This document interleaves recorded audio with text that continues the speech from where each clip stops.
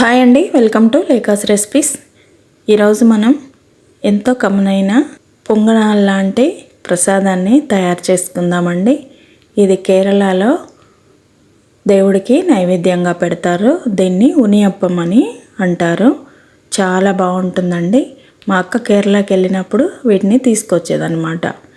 ఇవి ఒకసారి రెడీ చేసుకున్నామంటే 3-4 డేస్ వరకు కూడా నిలువ ఉంటాయి. ఇవి చాలా టేస్టీగా ఉంటాయండి. ఒకవేళ ప్రసాదంలాగా పెట్టుకోవచ్చు మనం, లేకపోతే పిల్లలకి ఏదైనా స్నాక్స్ కావాలి అనుకున్నప్పుడు మనము వీటిని ఇమీడియట్గా తయారు చేసి ఇవ్వచ్చు. ఎంతో కమ్మనైన ఈ ఉనియప్పంని ఎలా ప్రిపేర్ చేసుకోవాలనేది ఇప్పుడు మనం చూద్దాం.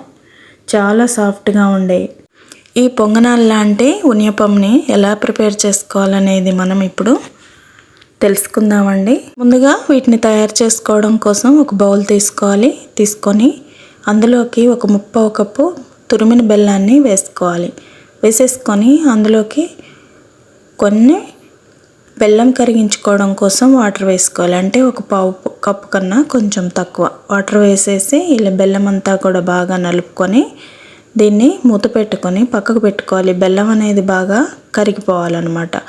ఒకవేళ వీలైతే ఇలా కరగబెట్టుకోండి, లేకపోతే స్టవ్ మీద పెట్టుకొని కూడా మనం దీన్ని కరిగించుకోవచ్చు.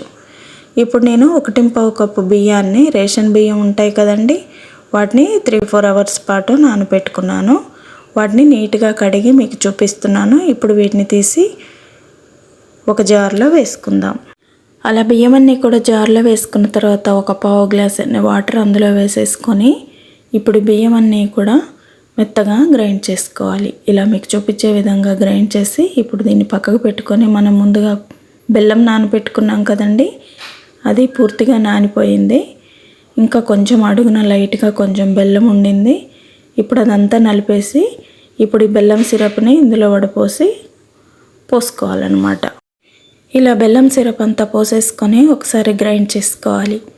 మెత్తగా గ్రైండ్ చేసుకొని ఇప్పుడు ఇది మీకు చూపించే విధంగా చూసారా, దోశ బ్యాటర్ లాగా గ్రైండ్ చేసుకోవాలన్నమాట. అలా గ్రైండ్ చేసుకున్న పిండినంతా కూడా ఒక బౌల్ తీసుకొని ఆ బౌల్లో ఈ పిండినంతా కూడా వేసేసుకోవాలి. వేసుకొని ఇప్పుడు ఈ పిండంతా కూడా పక్కకు పెట్టుకోవాలి. పెట్టుకున్న తర్వాత ఇప్పుడు బాగా పండిన 2 బనానాస్, మీడియం సైజు బనానాలు ఉంటాయి కదండి, అవి చిన్నవైతే 3 వేసుకోవాలి, ఇలా పెద్దవైతే 2 వేసుకోవాలి. అవి కొంచెం మంచిగా పండాలన్నమాట. స్వీట్ ఎక్కువగా ఉంటాయి కదండి. అలా పండిన బనానాలని ఇలా అదే జార్లో వేసేసుకొని ఇప్పుడు వీటిని కూడా మెత్తగా గ్రైండ్ చేసుకోవాలి. ఇలా గ్రైండ్ చేసుకున్న అరటిపండ్ల జ్యూస్నంతా కూడా మనం ముందుగా పిండి పట్టుకొని ఒక బౌల్లో వేసుకున్నాం కదండి, అదే పిండిలో ఇప్పుడు ఈ అరటిపండు జ్యూస్ అంతా కూడా అందులో వేసేసుకోవాలన్నమాట.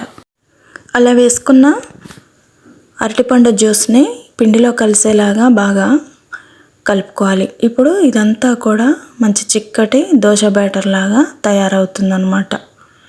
ఇలా రెడీగా పెట్టుకున్న ఈ పిండినంతా కూడా పక్కకు పెట్టుకోవాలి. మూత పెట్టుకొని ఇది పక్కకు పెట్టుకున్న తర్వాత స్టవ్ మీద ఒక కడాయి పెట్టుకొని స్టవ్ ఆన్ చేసుకొని ఇందులోకి 3 టేబుల్ స్పూన్ల నెయ్యిని వేసుకోవాలి.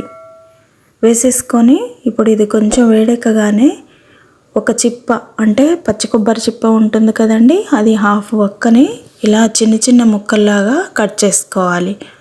కట్ చేసుకున్న వాటిని ఇప్పుడు వేడెక్కిన నెయ్యిలో వేసుకోవాలి. వేసుకొని ఇవి లైట్ గోల్డెన్ బ్రౌన్ కలర్ వచ్చే వరకు ఫ్రై చేసుకోవాలి. ఇలా ఫ్రై చేసుకున్న కొబ్బరి ముక్కలన్నిటిని కూడా ఫ్లేమ్ ఆఫ్ చేసుకొని ఇప్పుడు మనం ముందుగా ప్రిపేర్ చేసుకున్న పిండిలో వేసేసుకోవాలి.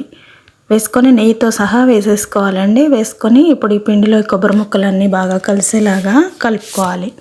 ఇవి వేసుకోవడం వల్ల మనకు అవి తినేటప్పుడు నెయ్యితో వేయించిన కొబ్బరి పలుకులు కాబట్టి చాలా కమ్మగా ఉంటాయండి. ఇప్పుడు కొబ్బరి పలుకులు వేసుకొని కలుపుకున్న తర్వాత అదే పిండిలో 1/2 టీ స్పూన్ ఇలాచీ పౌడర్ని వేసుకోవాలండి. వేసేసుకొని ఇప్పుడు పిండి అంతా కూడా మళ్ళీ ఒకసారి బాగా కలుపుకోవాలి. కలుపుకొని పిండంతా కూడా రెడీ చేసుకొని పక్కన పెట్టుకున్న తర్వాత ఇప్పుడు స్టవ్ మీద ఒక ప్యాన్ పెట్టుకోవాలి. అది గుంట పొంగనాలు వేసుకునే ప్యాన్ ఉంటుంది కదండి, అది పెట్టుకొని అందులోకి ఒక్కొక్క టేబుల్ స్పూన్ ఆయిల్ వేసుకోవాలి. వేసేసుకొని ఇప్పుడు ఇదే ప్యాన్లో ఆయిల్ అంతా వేడెక్కగానే అదే ప్యాన్లో ఆయిల్ వేసుకున్న గుంటలలో ఇప్పుడు మనం ముందుగా కలిపి పెట్టుకున్న పిండిని వేసుకోవాలి. ఇలా మనం పొంగనాలు ఎలా వేసుకుంటామో అలాగే వేసేసుకోవాలండి. కొంచెం ఆయిల్ బాగానే ఉండాలి, అందుకే ఒక్కొక్క టేబుల్ స్పూన్ వేసుకోవాలన్నమాట. ఇలా వేసుకున్న వాటిని మీడియం ఫ్లేమ్లో పెట్టుకొని మంచిగా గోల్డెన్ బ్రౌన్ కలర్ వచ్చే వరకు ఫ్రై చేసుకోవాలి. చూసారా, ఇలా మొత్తం కిందంతా ఫ్రై అయిన తర్వాత ఇలా మీకు చూపించే విధంగా ఒక చిన్న స్టిక్ తర్వాత ఒక చిన్న ఫోక్ సహాయంతో ఇలా మీకు చూపించే విధంగా రివర్స్లో వేసుకోవాలన్నమాట. చూసారా, ఇవి ఎంత బాగా గోల్డెన్ బ్రౌన్ కలర్లో ఫ్రై అయినాయి కదా.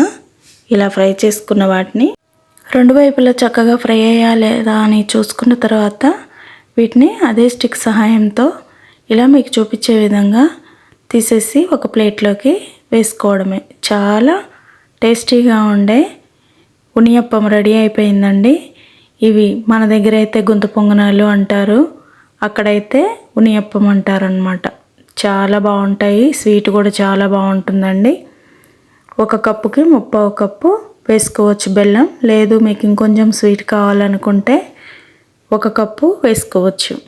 చూసారా అండి, ఎంతో టేస్టీగా ఉండే ఈ ఉనియప్పం రెడీ అయిపోయిందండి. ఇది కేరళలో అయితే దేవుడికి నైవేద్యంగా పెడతారు. మన దగ్గర కూడా మనం ఇలానే ప్రిపేర్ చేసుకొని ఏదైనా ఫెస్టివల్కి దేవుడికి నైవేద్యంగా పెట్టుకోవచ్చు. లేదు అంటే చిన్నపిల్లలు ఉన్న వాళ్ళు అయితే చాలా చక్కగా ఇలా రెడీ చేసి పెట్టేస్తే పిల్లలు చాలా ఇష్టంగా తింటారు. ఇవి 3-4 డేస్ వరకు కూడా నిల్వ ఉంటాయండి. ఇందులో అన్ని హెల్దీ అయిన ఇంగ్రీడియంట్స్ ఉన్నాయి కాబట్టి మనం చక్కగా వీటిని తయారు చేసి పెట్టవచ్చు. నచ్చాయండి ఉనియప్పం? నచ్చితే లైక్ చేయండి, మీ ఫ్రెండ్స్కి ఫ్యామిలీ మెంబర్స్కి షేర్ చేయండి. వీటిని తప్పకుండా మీరు ట్రై చేయండి. మీకు ఎలా కుదిరాయో కామెంట్ చేయండి. అలాగే సబ్స్క్రైబ్ చేసుకోవడం మాత్రం మర్చిపోకండి. Thank you.